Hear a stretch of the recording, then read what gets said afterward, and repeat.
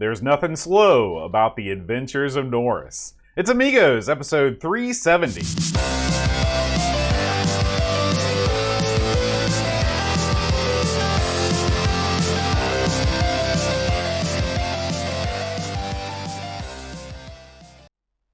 Hi everybody, welcome to Amigos. I'm John. And I'm Aaron. And today, Aaron, we're going to be talking about the Adventures of Norris.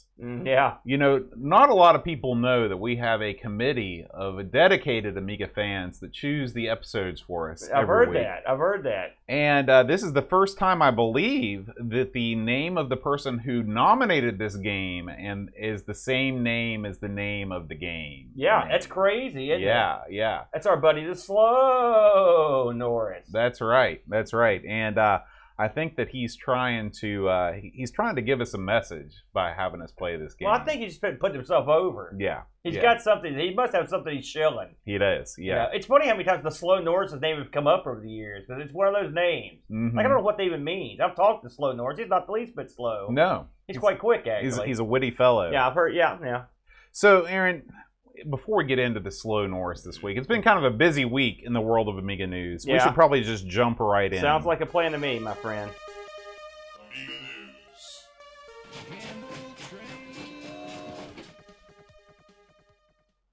One down. All right, Aaron. We're going to start with the best Amiga content on YouTube. Just kidding. Man. That's us. Oh, double burial. The best Amiga content on YouTube, seriously, is the Amiga Show, and the Amiga Show is back. If you've not watched the Amiga Show before, this is what you call a video magazine. This is where Anthony, the brain behind the Amiga Show, takes his trusty Amiga and produces a half-hour-long show spotlighting a particular month and particular year chronologically from the launch of the Amiga. So this particular episode, episode 8, is episode 8 from May of 1986. Anthony looks at Amiga reviews in several magazines.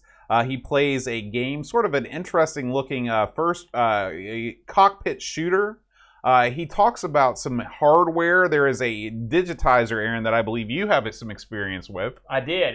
He talks about the DigiView. I actually own one of these for the Amiga 1000. It's a little gimmick that plugs in the back. It's got one like RCA port on it. Mm-hmm. It looks pretty barren when you hook it up. And it's that thing, and we've talked this a few times, where it had like the color wheel. Right, the color wheel. Now you had was your color wheel broken like Anthony's? Well, he has a cool guy wheel, and then he's got like the round one that's like jacked up. I had the round one. Mine was not jacked up, but it wasn't as fancy as the other one he's got. He had a lot better success, because as a kid, I was like, wait a minute, I'm taking pictures with a black and white camera through this color wheel. What the heck's that going to do? Well, the answer is I don't know. Right. I watched this and I still don't know. It's interesting to me because I don't know. For me, photography, like most technology, is just magic. And so the fact that you can put 3 colors in front of a black and white picture and turn it color, mind-blowing. Yeah. This was an outstanding segment on the show. I really enjoyed it. And he had a couple things in there I really enjoyed. I like all the art stuff in particular. But he also goes through some old magazines. He does a little game review, like you said. Just a great show. The fact that he does all this on an Amiga is very impressive. Yes. So check that out, the Amiga Show. Next, Aaron, we have a brand new video from our buddy, Tenmark. Doug from Dynamic Computing has produced a new 10-minute Amiga Retrocast video about a floppy drive swapper. Yeah. He picked this bad boy up from Amiga Kit. I believe Amiga Kit is where Edu sells all of his things from, right? Incorrect. What do you always bring Edu up on every one of these hardware segments? I'm just saying, when I think hardware, I think Edu. He's the king of hardware. Also, it's Edu, not Edu. It's like .edu. Education. That's where his name comes from. Incorrect. No, this is a gimmick that you put in your Amiga, and it's one of those deals that lets you use one of your external drives as the drive zero. Right. So why would you want this? Say you've got a GoTech, but you need to pop in a physical disc for some reason. Bam! This is how you do it. Well, no. It's not really how you do it, because Doug has one of these. Doug labors on the false pretense that this thing will let you basically make your internal drive Z1, and then the external drive. No, it's a switcher you can have the external drive be drive 0 and the internal drive does nothing. So if you've got like for example, he mentions in this, he uses one of Edu's products, which is a, look at that, how cute. Remember that thing that hooks into your floppy port and you can hook a USB into it? He uses one of those with this item and it works. But you can't use the old drive to do anything, which he finds out later. My favorite part of this video was that he buries Windows, as he often does. Yeah. He says, with the Amiga, it just works. Yeah. He plugs in and he pops into this. The first thing he gets is a guru meditation error. So there you go. It just works. Only the Amiga. Doug is the cult leader, man. That's what I like to him. But yeah, this is an interesting product. It would have been cooler, a lot cooler, if you could have had that other drive be DF1, and you could have used 2, but it is what it is. Yeah, it is what it is. Next up, we have a video from our other friend, Chris Edwards. This is a very, it's a very enigmatic title, okay? I'm not even going to try and pronounce all the things going on here. But what Chris has here is a PC tower that's running a PowerPC architecture chipset in it. And he upgrades this thing with the correct video card. Because as you know, Morphos, as it's known, in the UK, we usually call it OS. We have a thing about saying OS is OS, like iOS. Yeah. Have you ever heard anybody say iOS before? No. Yeah, only in the UK. How do we say it? iOS. Oh. iOS sounds better, now think about it. Yeah. So anyway, he puts this thing in here, and lo and behold, it works. So this is... I'm spoiling the ending, but if you want to watch Chris go through and install this thing, talk about the glories of Morphos, then you can watch this. This is one of these things like we talked about a couple weeks ago. I'd love to put this on the Plastic Fantastic, but this thing costs like $80. Yeah. So I'm out. But if it wasn't $80 and I had a compatible Macintosh, I would check it out. You know, we mentioned this a few weeks ago because Dan did a video on it, and this is a nice companion piece of that because you're seeing really the hardware side of it. You're right. You got to pay, and then you also don't forget if you want to use the browser and stuff. That's more money, and right. Great, and Chris is in the chat right now. He says, "What is your cheapo dollar limits for purchases?" I'll tell you right now. It's going to take a lot to get me to spend over $20 on a new piece of software for the Amiga. $20? Although you can't get nothing for that. Right. So I don't get nothing. That would explain it, then. I think, listen, having not experienced Morphos, all right, is it worth 80 clams? Listen, if I had one of these Macs sitting around, because you're not going to be using it, that's madness, right? But you could use it for Amiga. So I had $80, okay, and that's assuming I had the right video card, and it was the right gimmick. Everything has to be perfect. The stars align, and then you could do it. But what would you do? I mean, I saw it in Dan's video. It shows what you really could do with it. I mean, is it something I'm going to use on a day-to-day basis, or is this going to be another big, heavy box that sits beside my desk? And I'm like, look at that. I don't know. And the question is, does this provide you more or less functionality than an upgraded, fan-supported OS 10.4, which was sort of the best you could do on one of those old PowerPC Macs? That's a question for Dan Wood, if you're listening. So you're saying, would you rather have MorphOS or the old whatever? Right, because the classic Mac OS that's on PowerPCs continues to be updated by fans as far as like new browsers, no kidding, stuff like that. Yeah, you can get like Classella and stuff like that. And did they pay? You make you pay? They don't. They don't. It's free, baby. And so, as far as I know. So the question is, do you get more functionality out of Morphos? And I'm guessing maybe you do because you are paying, but I don't know. You're getting I think it's more like it's a different flavor of computer. Sure. If that's your bag. We're different than most hardcore people. I've heard that. Because we're not hardcore people. Right. I'm as soft as they come. Listen, I think it's day that you could do this to one of these things. And one of these days, if one of these Macs comes across the old table, I'll work an angle. I'm glad you said that. I'm still not paying $80. I'm glad you said that because I left a couple in your back seat along with some CRTs. Don't even joke about that, Boat. He does that to me all the time. All right, Aaron, we're moving on to some big news. Yes. After literal years of waiting, the Amiga Classic USB mechanical PC keyboard is now available for pre-order. As you recall, Simulant, the brain behind both Pixel Addict and Amiga Addict magazine, he has been through the trenches trying to get this thing manufactured, and now they're finally at the point where they're opening up the gates for pre-orders. You know, mechanical keyboards, Aaron, you're one of these guys that love these things. I do. Have you ever considered getting one of these things that has sort of the Amiga stylings? Well, no, because I never had one. So I know not one I knew of. It's funny, we were on the ground floor of this years ago. The keycaps. And I remember the particularly attractive Amstrad, still weights and wings. Right. But listen, if you can use it, like number one, what would we use this on? Well, if I had an Amiga that I could use, though, maybe I'd get in that room. But it's a good looking keyboard. Yeah. These mechanical keyboards, I learned something. I was over at GameStop something the other day, and they had a blowout sale, and one of the things they were selling were keycaps. All right. And this is the blowout sale. Right. These things were regularly like $60. Wow. They were blowing off like $40. I thought to myself, if the keycaps cost this much money, what's the keyboard cost? Well, the newsflash, tons. A proper heavy-duty mechanical keyboard, they cost you. Now, I'm assuming this is a competitive price for a great keyboard. It looks great. And Simulant, I trust. I know he's not going to put out anything of poor quality. So I'd say this is a top-shelf keyboard. So what we conclude, if you need a top-shelf keyboard and you'd like one with the Amiga branding, I'll tell you what you use this thing for. Yeah. You use this thing, you plug this into your Mister, and you complete the Amiga illusion. You run the Mini-Mig core, and you plug this into your Mister. You're already a high roller because you can afford a Mister and the Mister multi-system and all the accoutrements that go with it. So if you're already in for €400 or €500, why not spend an extra $120 and get yourself an Amiga keyboard, an Amiga-inspired keyboard that still has all the functionality of a PC keyboard, so you can run all the other cores too. See, you're close, but you're way off. You said Mister, but it's already pictured right here amongst these pictures. There it is, the Amiga Mini. Oh, you plug it right in. And I like the size. See, I'm joking because that's madness, but there it is. There's a size comparison for you.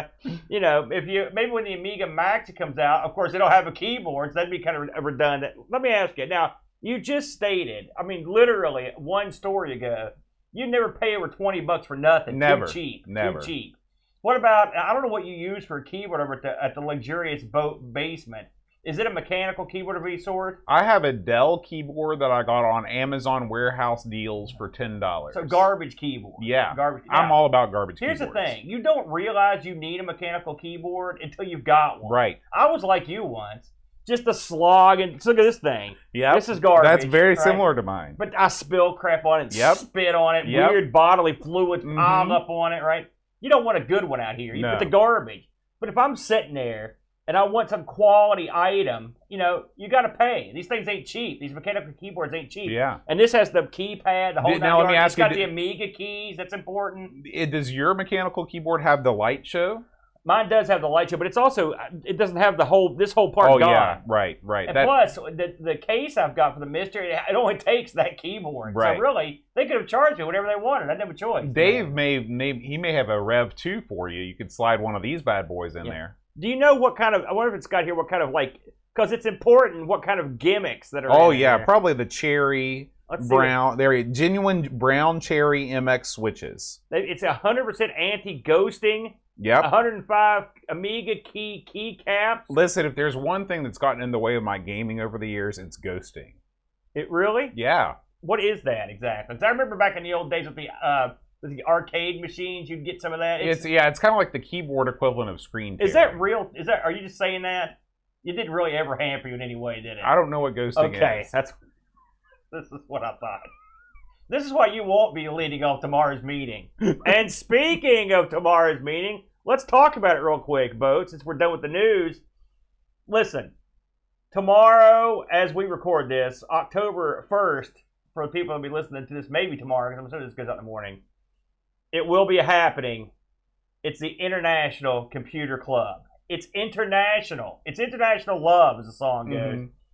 A merry band of geniuses from all over the world are going to converge on Zoom for an International Computer Club meeting. We've got 8 big presenters, plus one special presenter. Well, you don't have to describe me in that way. Why? No, you're the MC, Bo. You're special, all right. But we'll have a great bunch of folks, including some people in the chat right now, at 6 p.m. Eastern Standard Time, October 1st. And leading off the entire extravaganza will be a rare opportunity for you to visit with and bask in the glorious glow of Mr. David Pleasance. Will be opening the show tomorrow night, 6 o'clock, to talk about his new book and to talk amongst the chatters and the folks that show up at ICC. So if you've ever wanted to ask Mr. Pleasance a question, this is a good time from the comfort of your own home. Mr. Pleasance is hits the circuit quite a bit, you know. But often you've got to go hit the circuit with him. This is your chance to talk to him at the house. Yeah, very from the nice. comfort of your own home. So it should be fun. And then on top of that, Chris Edwards is going to be there. Graham W. Vebke is going to be there. Pajako, Petzel, Mitsuyama is going to be in the house. Of course, our own John Bodekar Schaller, many more. David Z. Yeah. Too many to count. Too many to count. A count. ton of people. It's going to be happening. It'll be on Twitch tomorrow at 6 p.m. Eastern Standard Time. That's October 1st, if you're catching this later. And for you people that want to actually come into the Zoom meeting, I'll be posting the link up probably this evening so everybody can get all set up in there. And you'll be able to just hop in and go. It should be a lot of fun. And I'm looking forward to it, Boat. International Computer Club, the last one probably of 2022. Yes. There you go, Boat. Now, speaking of International Computer Club, the illustrious sponsor of the event. Yes. Retro Rewind, Aaron. You know, we've talked a lot about Retro Rewind over the years, but there's one thing that we haven't really focused in on. Do you know it yet, or are you going to pull it right out of your hiney right now? It's the goodies tab. I know it. Now, what do you do, Aaron, when all your goodies are gone? You get more goodies. That's right. You don't ever let the well run dry, Boat. You can get yourself a Retro Rewind t-shirt, Aaron, and as the description says, let your geek flag fly. Oh, I see these things a lot, too. Mm-hmm. You've got one of these, don't you? I do. We both have these. I don't have one of these. Oh, that's right. I took yours. Yeah, thanks, A. You're welcome. You gave it to Eve, didn't you? I did. She's my same size. Yeah. Well, she wears it as like a combination, like nightshirt, cape, tent. What a jerk. You know what? I'm looking at this goodies page, and I'm also ignoring you. See this dip chip straightener? You think to yourself, let me tell you, these things are double gold. Mm-hmm. Like, where was this thing my whole life? Do you know what a big pain in the butt it is when those chips get jacked up? When you don't have a dip chip straightener, what do you use? Tweezers. You also occasionally use the old pliers. You ever just teeth it? No, that would be bad. Why? For one thing, that's not something you want to put in your mouth. For another thing, you don't want your newsflash. Your saliva is acidic. Well, listen, if you're using just your teeth, you just like when you're biting the coin. You do the same thing. You usually use like a pair of pliers on those things, and sometimes when you're real desperate, you use like I've used everything from pliers to like I've used X-Acto knives. Mm-hmm. I can see that. The thing is, here's the worst feeling, right? You've got one of these things, and the pins are all jacked up. You're down to that last jacked up pin, and bam, that sucker breaks off. Oh, what do you do done. then? Throw that chip in the garbage. What about the bodge wire? There's no where you go solder it to? The nothing? It's gone, brother. If I did one of these things, it would save me a lot of trouble. I trashed a whole collection of cash from memory because I screwed this up. I was drunk. Well, listen, here's what you do. You go to the goodies tab at RetroRewind.ca. You get yourself a Retro Rewind t-shirt and the dip chip straightener. That's only going to cost you $26, but guess what? It's not going to cost you $26 because when you go to the checkout, you're going to use promo code Amigos10. Save yourself 10%. That's $2.60 off your total price of your shirt and your straightener. And then you're going to be heading out the door, riding in style, straightening chips while you're wearing the most stylish logo in the world of retro computing.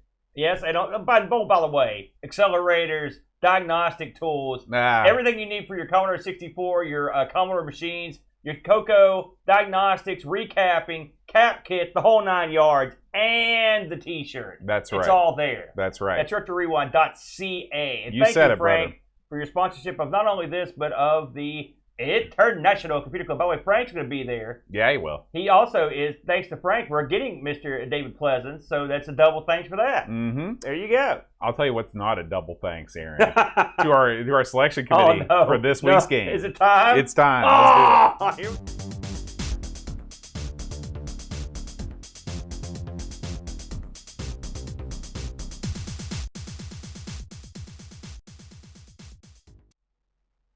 I don't have to worry about this game getting pirated too much. It's funny, every time I read that, I have a chuckle. So, yes, this is the Adventures or Adventure of Norris. I've seen it both ways.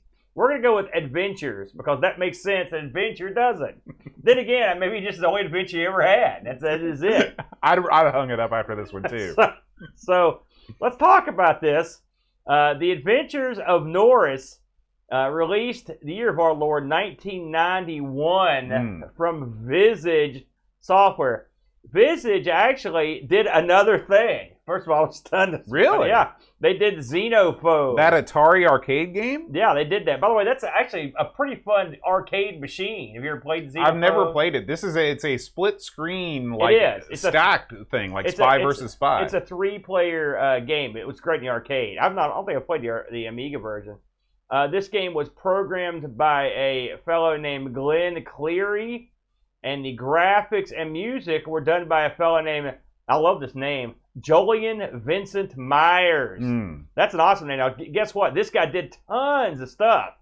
Well, not tons, but some. Listen to some of his credits include Final Fight. Okay, well, I mean, graphics were pretty good in it. Yeah. Hard Driving 2, Drive Harder. Is that really what the subtitle is? I love it. He did a game we just covered, the Hunt for October. Wow, okay. This is an all-star cast game. International Rugby Challenge. We haven't done rugby, have we? We've never done a rugby game, and Sports Week is coming up next week. MiG-29 Fulcrum, Nom, RBI 2, which we didn't like, Super Space Race, which I did like, Thunder Jaws, and Waste Recovery Extermination. That sounds like a winner. That sounds horrible. Yeah. Who named that? So he was responsible for the graphics and the music. So he's a double threat there. This was an ECS OCS game. This game was freeware. So you could get this for free. You could download it. Which is what we did. The title screen says virus-free PD on it. Yeah. Are you aware of that outfit? What? I assume that's a statement, not necessarily an outfit. Okay, I thought that was the company. That's the name. So. Backstory on this. First of all, let's explain what this is. Both, you're the explainer. Tell the fine folks, what is this game? This is a platforming game, a platforming adventure that is sort of take the worst aspects of flip screen games and the worst aspects of scrolling games and combine them together. It's your rare combination, scrolling flip screen adventure. It is a flip scroll. It is. Yeah. I didn't think about it, but you're right.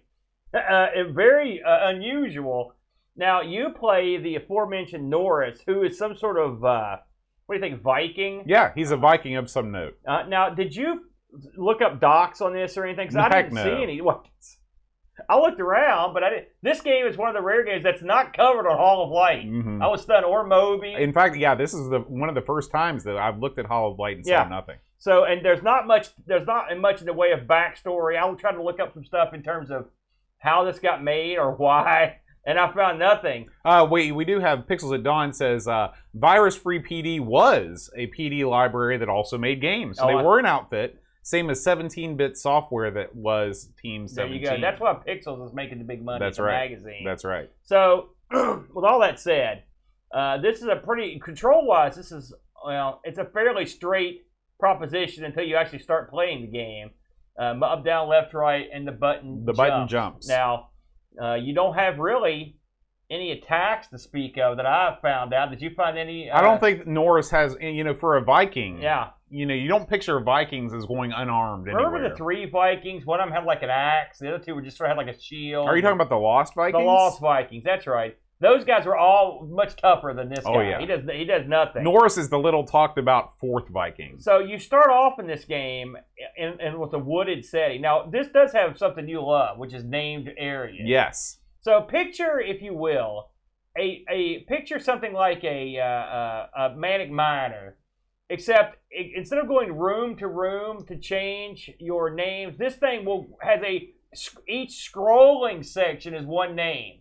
And when you move off that area to another flip screen scrolling section, it's got another name. Yeah. So you go multiple screens as long as you don't leave as long as the flip doesn't occur, you're on the same room name. What you have here is the same concept as the Addams Family. The Addams Family is the same thing. Exactly. Well, that's a burial of the Addams Family, and I'm not the hugest fan, but you're burying your own game. So what do you do in this game now? Well, you die a lot is the answer. So the first thing we did, and I'd have to look who put this up in the Discord. I played this game early in the week, and I was so poor at it that I couldn't get off the opening levels because of the controls being so horrible. But thank you, sweet Discord. Some fine person. I don't know do you remember who it was that put that cracked version in there? I can't remember. There was a cracked version of this that had a trainer. The trainer is a must because I actually turned on everything. Everything. I couldn't be killed. I couldn't get fall damage. I couldn't run out of time. Nothing. I was impervious to pain. Now, Pajako put it up. Thank you. I thought it was Pajako. So with all those helpful items at my disposal, I still couldn't get to some places. I couldn't figure out how. Mm-hmm. This game, it's funny. The bones of this game are the kind of game we like. We like jumping. Mm-hmm. We like multiple rooms. Mm-hmm. The idea that you can, item collection. The idea that you can scroll the screens and have flip screens. Hey, I can get behind that. It works. Yeah. Ish. Right. It's a workable thing. But this game is hampered by a few things. And the number one hamperment is the control of Norris. He sucks. Would you not agree in terms of control? Possibly the worst control. Well, okay. Let me back up. It's not that Norris controls poorly. It's that the area, the game built around Norris is designed poorly. It's equal parts. Because like there are things like at the beginning of the game, you're presented with two vines. Okay, mm-hmm. So I thought they were logs. I think they could be moss covered vertical, but they're hanging vertically. Yeah, I don't know what they are. The graphics aren't great either. I'll mention that. So in a normal game, you'd be like, okay, this is you start out by figuring out, okay, how do I jump between these two vines? Right. I can never do that. No, I could never do that. I mean, go ahead. So right away, you're confounded by what you're actually supposed to be doing. The game doesn't start you in a way that, like in a normal game, you might start at the base of the tree. Yeah. In this game, you start halfway up the tree. How do you know? Because the first room is called halfway up the tree. Yeah. That's a tip-off, yeah. You're not given any story about how Norris got there or anything. And so, okay, you're like, all right, well, I'll just work my way up the tree. Well, you can't, because you can't jump between those vines. So I was like, okay, well, I'll just work my way down the tree. Well, guess what? You got fall damage. So the screen flips as you're falling. So unless you play through trial and error to know exactly where you're supposed to fall, you're going to die. Yep. And you're going to die over and over again to figure this out. And they're going to make you think about it by making you fall through 2 or 3 screens to get to your death. Exactly. So now, this game does give you a goodly amount of lives. It gives you 9 lives. The old Manic Miner. They start you out with tons of lives. That's a brutal attack on Manic Miner. But this game, because, what do you want? Yeah, okay, you can go either way with a platforming game. You can either make it brutally difficult, or you can make it exploration friendly. Yeah. Okay? When you make a game brutally difficult, you need to make the goal immediately apparent. And that's the genius of Manic Miner. In Manic Miner, you know exactly what you need to do in each room. Yeah. The brutal difficulty comes in, but you know your goal, and when you die, boom, you're back in the action right away. Yeah. Okay? In an exploration platformer like Super Frog, you make the game not brutally difficult. You reward exploration. You reward the player for trying new things and different things. When you mix these things together, it's a bad experience. And that's what the Slow Norris is a great guy. That's what the Adventures of Norris is. Yeah. It's a bad experience. I thought about, as I was coming home today, I thought to myself, how am I going to talk about this game? Because normally, we'll talk about how it opens, and we'll talk about the music, and then we'll talk about what the game is. But this game is so frustratingly crummy. That the crumminess supersedes all the other things. It actually has some pretty good tunes in it. Mm-hmm. The graphics aren't the worst. Well, the worst thing about it is the Huckleberry Hound style jumping of Norris. He does have old Huck doesn't move his arms much. Did this Norris. Old slow Norris. He just kind of lodges himself. It's like a pepper shaker. It's heading up.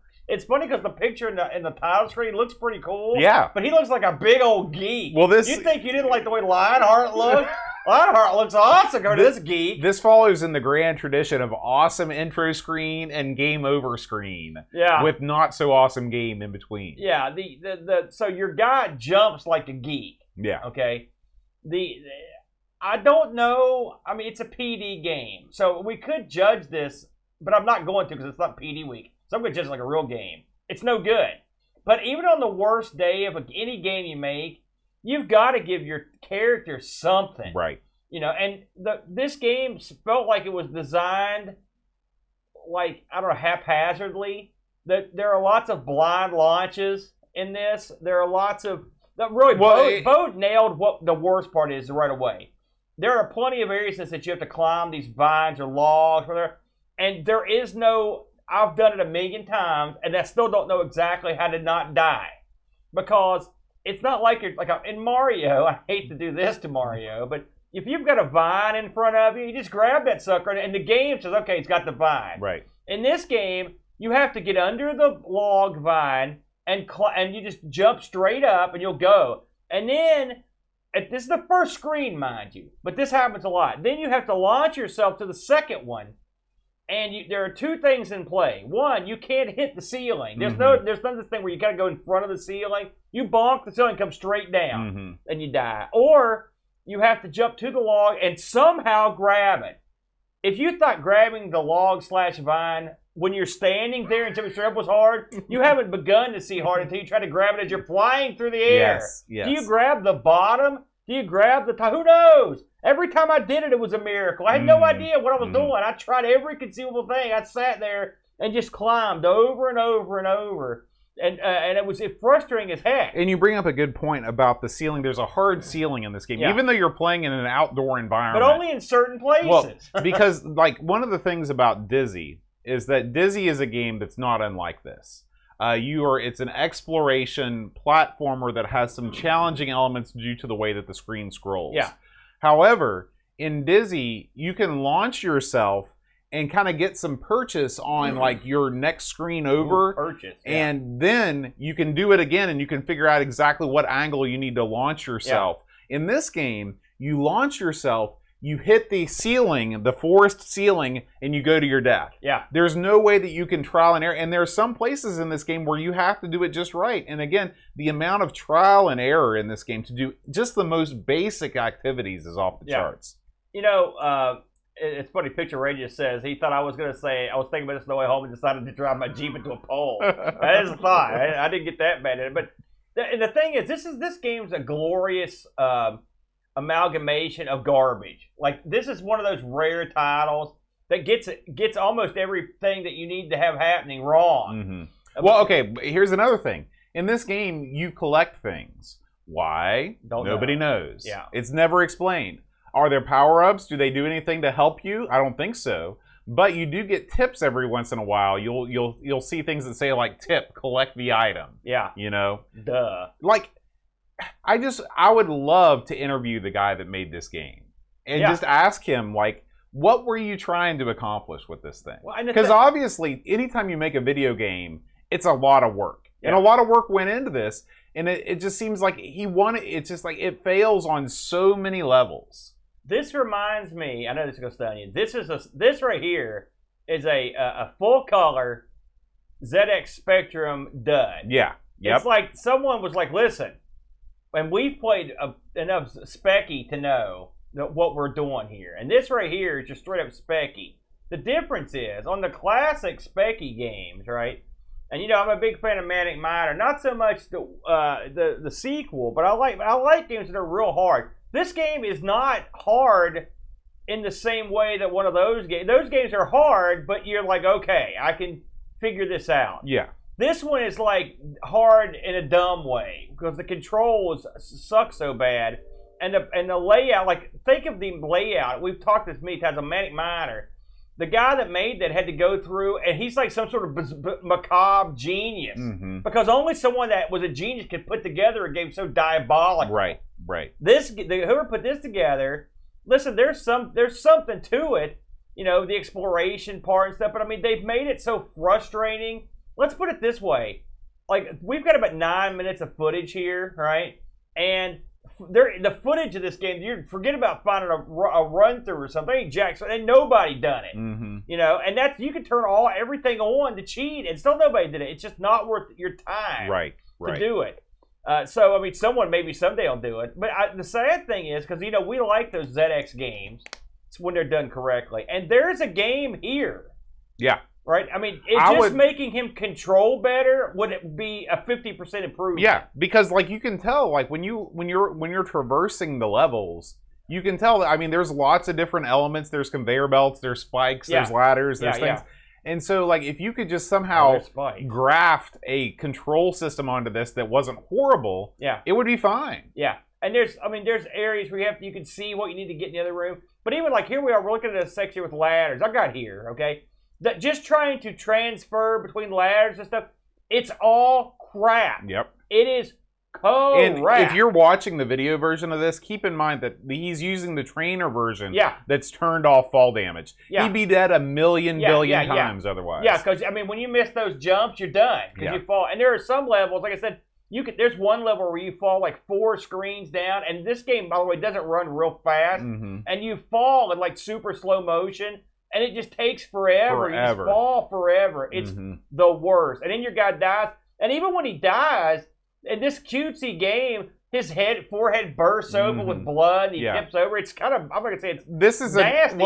It's just weird. It's another, you see this a lot with Amiga games too, where you'll have a very cutesy game that has one. Oh, remember we played that game where it was a zombie game. Remember, and it was set like you were watching a movie. Yeah, and we didn't like that either. And it was all lighthearted, but then your death scene was just unnecessarily graphic. It didn't fit the theme at all. It wasn't that bad, but it was not the best. That's for sure. The thing about it is, I mean, listen, we're burying this thing. Someone asked, where do you put this in the pantheon of crap? In terms of, because we've played a lot of duds. In terms of platformers, where can you rank this somewhere? By the way, you need to play this for your show. Yeah, the ranking of Amiga games. I'm going to get this right out of the way. This game is not as bad as Top Banana. No. Top Banana is an assault on the senses and the soul. Yeah, because Top Banana has the sound and the visuals that they hurt you. Plus, it was a commercial game. This one's free. This game, it's not the worst. It's unplayable because of the controls, and it stands to reason. Maybe this guy, he's making a PD game. A lot of times, you know, programmers, they would teach themselves through doing exercises like this. Like, I'm going to try and program a platformer and see if I can make a controller. Well, guess what? You didn't. But, you know, this guy made a bunch of other stuff. Platforming is just not his forte. Not him. There was the sound guy that did all the other stuff. Never mind. He only did the Xenophobe. So this was, and Xenophobe, not really a platform. No. So I will say this. I hate to say this, but it's true. I mean, Top Banana's worse. But in terms of entertainment value and control, Top Banana is more controllable and probably slightly more fun than this. Because this is not. Top Banana is stupid and the levels are dumb. But I don't feel like I have zero chance of getting anywhere. Yeah. Like this, it's so frustrating because you have to do the most basic things early on, and you can't. Something we didn't even mention is when the dirt goes away on the platforms, it never comes back. Right. So you're bummed. Yeah, you just got to kill yourself, which is not going to be a problem because you're going to be dead soon anyway. You're right. We also, the enemies suck. They're like no animation, like duds. I mean, Well, I mean, they're on the same level as Agony. No. Have you looked at the Agony enemies? They're horrible. Agony? Yeah. Are you talking about the game from Psygnosis? Yeah. What are you talking about? They're not horrible. The enemies look as bad as these. Listen to me. I'm not even going to... You're just saying that to get a rise on me. It's not going to work. Do not compare Norris to Agony. Agony, good game. This, barely a game. So, no, I don't agree with you on that. I'd be surprised if I showed you screenshots of Agony, could you pick it out of a lineup? Yeah. Which one was Agony? It's the owl game. No. Oh, yeah, it is agony. I was thinking awesome. So now I'm the jerk. Okay, you're on the... Oh, well, they weren't that good in that. Okay. See, listen, you won. You won. I admit defeat. Let's hear the reviews. All right. So we didn't get a ton of reviews this week, Aaron. But we did get some. I can't imagine. You mean not a lot of people played this? Pajako writes, on the surface, this should have been a good old-school Jet Set Willy style game for the Amiga. Classic-looking graphics, relatively okay music. But oh my word, 10 seconds in and I want to go out and kick puppies. This thing is so bad, the sprite collision is terrible. You can fall to your death simply by jumping up to a screen and hitting an obstacle. You might then have to watch Norris slowly fall for what seems like days before he hits the ground and dies. If you are lucky, you might respawn somewhere you visited in the past 3 or 4 screens. Getting on or off vines, ladders, and ropes requires some kind of voodoo magic. And to top it all off, you can actually hit infinite death loops in some places. When Sweet Sweet Death finally does take you, you get to enter your name in the high score table. A process which, if you want to do it properly, can take about 3 hours. Yes, we didn't talk about that, but that's true. It's true. Ultimately, if you want to punish yourself, download the trainer version and switch off all the options on. Best avoided, 2 out of 10. Lobsterminator writes, hey Glenn, how about we make a game that's 100% comprised of blind leaps of faith between screens? Sounds great, Jolly On, but only if we mix it with the worst possible controls. It's a deal. 1 out of 10. Man, double burial. Yeah. I wasn't the people over at Lemon gave this a big 4.6.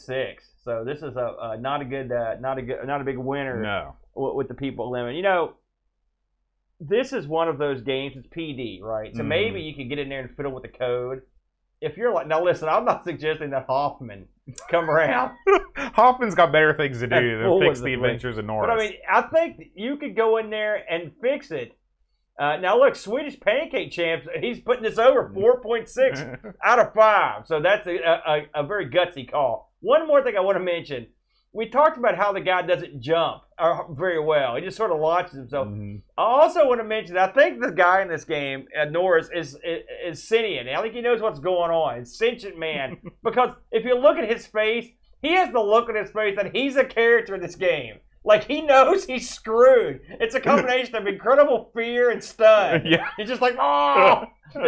That's true. He knows how many times he's going to be killed during this play session. Yes. So if I can say anything about it, they did get that part of Norris right. This one, Boat, is a dud. A dud. A big fat dud. Thank you, Amiga Games Legends Committee, and Slow Norris, my friend, my good friend. This is for you. Aaron, what's been going on over on the YouTube channel? Oh, man, Bo, what hasn't been going on over there? Are you kidding me? We got stuff going on coming out to beat the band.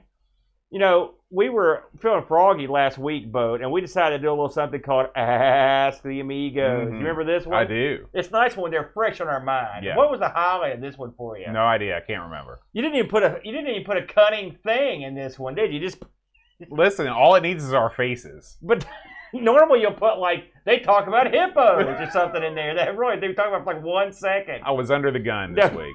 So if you want to hear me and Boat, I do recall having a good time. We did. This was a fun one. So check us out. That's Ask the Amigos. That's hot off the presses. Speaking of hot, it's the Color Computer Speaks. Now listen, I'm gonna let you speak on this one, Boat. Well, Aaron, we got this in right under the wire because it is September 30th today. Yeah. Tomorrow is October 1st. Septandy has come to a close. Yeah. But if you have access to YouTube, you can relive Septandy all year round because you can watch Aaron and I unbox the mythical Speech Pack and 4-port extender jobby. Listen, nobody has this stuff, and we've got boxed versions of this stuff. We unbox it, we plug it in. Works right away.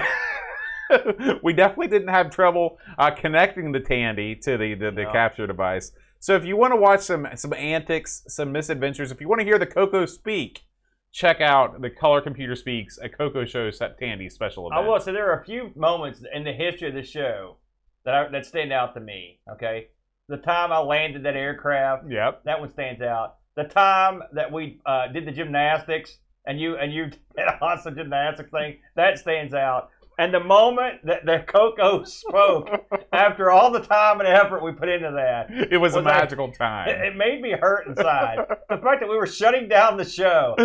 And I managed you don't have to watch the full hour and a half of this, but if you want to watch the last 30 minutes, you can see all the stuff that happened between when we started the show and when we ended, where I had to go find many, many cables to make this work. I plugged it in on the end. It was a good time. Well, it was something. But I was glad we had a good time doing it. It was actually worked pretty painlessly except for our stupidity. Right. Not too bad.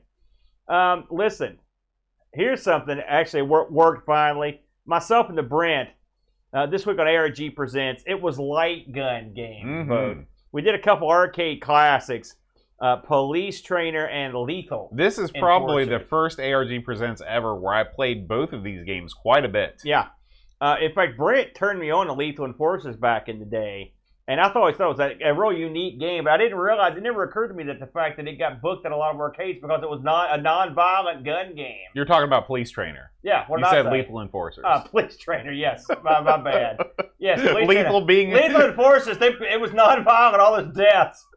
Now, Police Trainer got put in a lot of arcades strictly on the basis that it wasn't violent. Right. And I thought about it. There were more games that came out after that. They were like that, shooting gallery style game. Okay. Can you have a non-violent game that features a gun? That's up to debate. But the other game, the one Britt picked, is certainly violent, Lethal Enforcers. And he goes through the history of this game. I didn't realize how much this game got over back in the day. I was not the biggest fan of I wasn't aware that this game was as old as it is. Yeah. 92. I know, dude. I know. I was surprised. I was real surprised. But anyway, if you want to check us out on ARG Presents, that is Light Gun Games. We had a good time. And actually, I appreciate everyone who hung with us after the week before this show, which sounded like we were violently screaming into the microphone. We had Windows really jacked up my settings with the last update. Last but not least, because the people can't get enough of our various conversations. It was Insert Disc 2. I noticed you didn't change the title of this one either. Left it. A good thing I went back to figure out how to spell potpourri, because I had to go look that one up. But this is Insert Disc 2, Pop Culture Potpourri. And in this one, we're all over the map on this thing. We talked about all kinds of crazy stuff. Lord of the Rings show, Flash Gordon. Like, we're all over the place. So this is one you just have to check out. It's been pretty well received, too. It just came out yesterday, I believe. So that's all we've got on our main channel. But if you roll over to our secondary channel, which I did not load up, I'll load it up real quick. We've actually got a few other things on the stream team. Amigos. I love doing this live on stream. There we go. So Amigos stream team, by the way, if you haven't added it, please do, because we'd love to have you. This week we had a couple new entries here. Number one, our good buddy Happy Coding is back with another Happy Coding home cooking. The ZX Spectrum programming show. This is a continual lesson from Twitch. And he told me, I got a note from Happy this week that said I may have missed one in there somewhere. I'm not sure. I don't know if I did or not, but I'll go back and check. But this is a series. He says you can watch these and it'll help you improve your ZX Spectrum gaming. Learning how to program, and God knows he's the man to teach you. He's very good. Another entry this week, our good buddy Jack Flack is back. I was happy to see him back, and this time around, this was a weird one, It was Jack Flack playing Activision Classics on the PlayStation on the Mystery. I had Activision Classics, but it was for the PS2. And this was the first time that I ever played a lot of these Activision games. And it was a great package because the way that the GUI worked, and I don't know how the game selection screen works on the PS1 version, but in the PS2 version, it looked like a living room, and you had one of those rotating things that you put the cartridge in, Yeah, I remember that. Those like wood grain type things. Yeah. And it also had a soundtrack, so it would play 80s music while you were playing, and the soundtrack never stopped. When you were here, you put in the game, the song would continue on. It was very, very impressive. Were they real tracks? They were real tracks. So it was like Kaja Guju and all that stuff. Oh, that's pretty cool. Yeah. That's back in those days, you could probably get the music for a lot cheaper than you could now. Right. So, this brings me back. I'm glad that this is up. I noticed that Flack had some problems, though, with some of these games presumably because of the emulation. Mr. Core, yeah. So that's something, because the PlayStation Core is still under development. Go ahead, go for it. I'm trying. And so he said he's going to send a note over to the developer. There it is. Thank you. But anyway, it's always also Jack also shows off his new giant pool That skeleton. thing is frightening. Yeah. And so the pool skeleton's pretty cool looking. It's kind of neat. It's odd that I was wondering why he just didn't play Atari games with the Atari core, but I think he was trying to go through that Inception routine where you go through multiple things. Last but not least, last week I found old footage we never released of myself, Brent, and Luke, and we were playing video games, the Mortal Kombat. Well, I found another one. This is me and you and Luke. I don't know if you knew about this. No. And we're playing Dungeons & Dragons Tower of Doom. We beat the game. Wow. I have no recollection of this. I don't either. It was never released on the channel. And so I thought, well, heck, let's go for a twofer.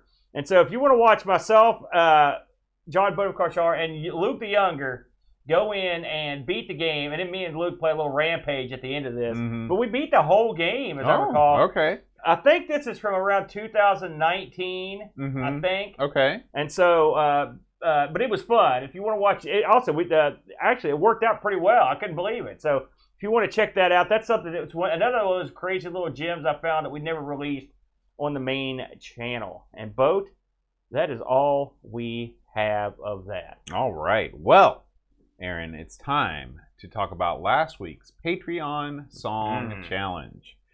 Last week, one of my favorite tunes of all time. It was a full band. Full band. I think I actually played all the parts except for the drums. But it was a Muzzle by the Smashing Pumpkins. This is off their double album, Melancholy and the Infinite Sadness. Good album. Still one of the best-selling double albums of all time, which is mind-boggling. It's gutsy to do a double. Yeah. Nobody got it. Zero. Yeah. Zero correct entries. I don't know that song, and I used to own that album. So there you go. But sometimes I got to do stuff for me. You know how it is. Mm-hmm.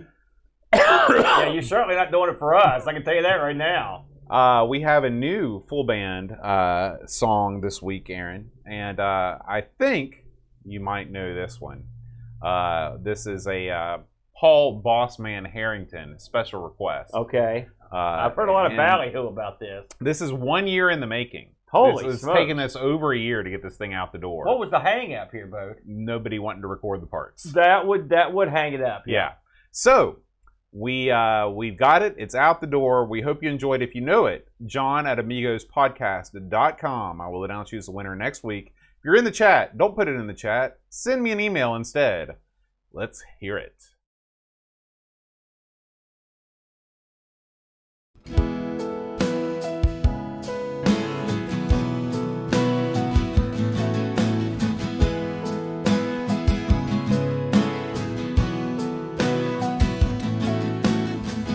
Data, Dog, UKI, to Scooby, Daniel, James Miller, Mash Pie, Exploring the Ida, Dr. Robot 82, Pack Billy, Rob McDavid, Howard Price, Chaz Dog, Art Hyper, Bumface, Pooh Hands, Chris Edwards, Pitzel, Alarm, Albert, Kim, we like what we like, Mr.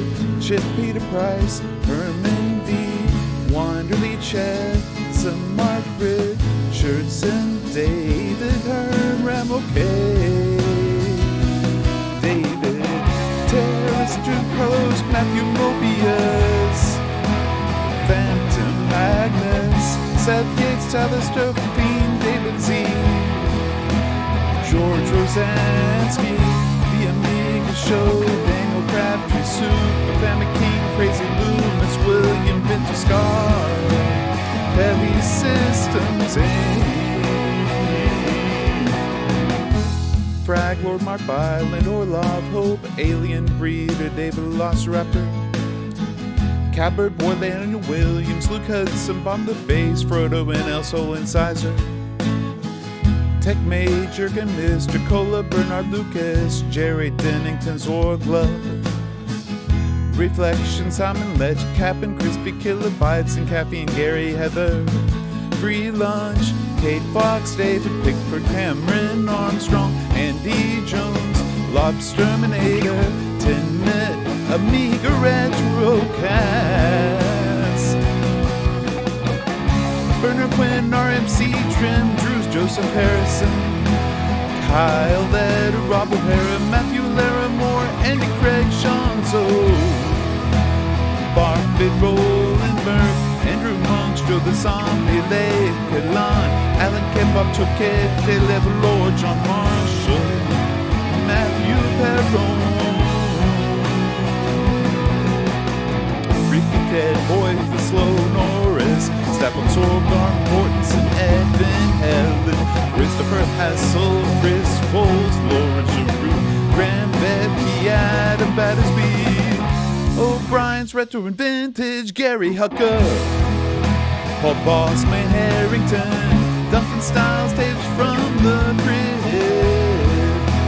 Josh and Adam Bradley, Jonas Rulo, THG, Eric Nelson, Dan, Neil Bingston, Derek Coles, Jason Morns, Pixels at Dawn, Oh, Bjorn Barman.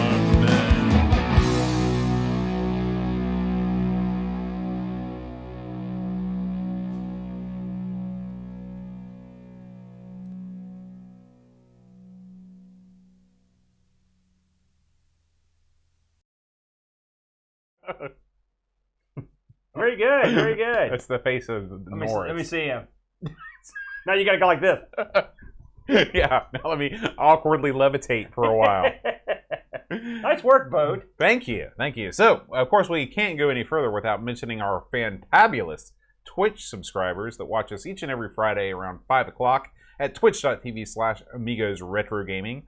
They include Super Tech Boy, Pints and Amiga, Petzel, Caden Z9 Zap, Oil of Hope, RetroRewind.ca, Mash Pie, Explorer, Real Retro Dude, TSI Matt, Retro Jerry, Great Al G, Tinmark, Eeyore 4077, Blue Train, Mitsuyama, Edmund Helland, Steve Burtz, Brother Bill, Happy Coding ZX, Spinny 108, Texas Foosballer, Holy Guacamole, Buck Owens, Beach Mum 7, HSEI Ken, Robin Wendell, John Marshall 3, Dave 7G 1000, Mr. Rocket, Twilight Zoner, Jabasoft, Tinfoil, Jigglebox, Thursobard, Uber Scuba Diver, Goldilocks UK, Amiga Live, Amy Steph, and Da Crabs, MTG.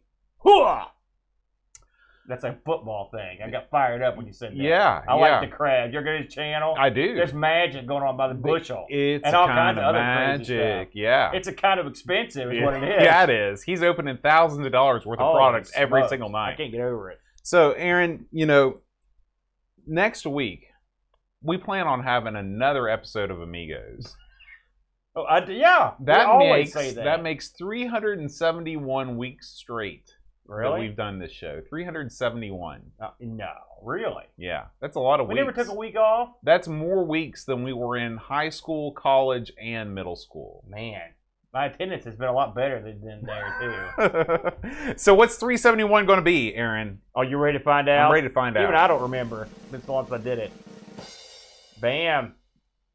Deep Oh, man, we got to call up the chud. Different Here mud. We go. Different mud. Sorry, that's the first thing I thought. This stands for something, but I can't remember what it stands for. It's a sports game, because next week is sports week. Look, that's an awesome looking cover. Yeah, it is. You know, it's right out of the Warhammer 40K universe. Well, that's never the bad mouth the cover. I think it's cool. I'm not a big fan of Warhammer. It should be fun. Hey, sports. I like so far we've done pretty well in the fake sports zone. That's a pretty good one. Yeah, that should be a good time. But mean, ugly, dirty sports. Thank you, go. Super Tech Boy and Mitsuyama. Hey, before you take to the house, one last call out.